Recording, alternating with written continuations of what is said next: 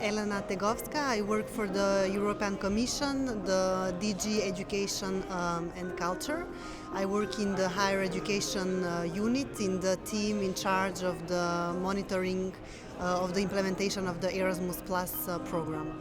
Today, this morning, we had a session on the introduction of the Erasmus Without Paper project, which is a project that is funded by the Erasmus Plus program and which is supporting a paperless management of the mobility.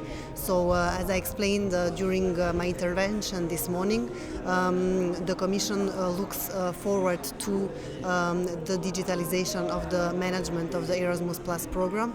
As for us, it is crucial because we are aware that it will trigger as well a simplification of the management of that mobility by putting in place an electronic exchange of student data between higher education institutions.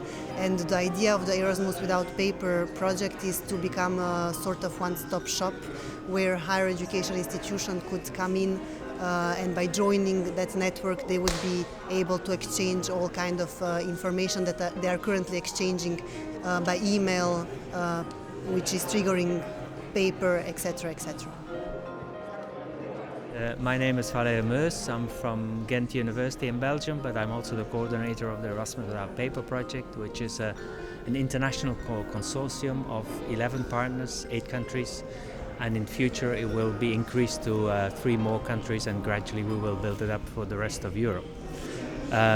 Of course, you may ask why Erasmus Without Paper. I think it's obvious, but what is important is that we should get rid of as many documents as possible, not only in paper form, but also in scanned forms, and replace them by real data, so that whenever we need the document, we just make the document and we get it from where it comes from.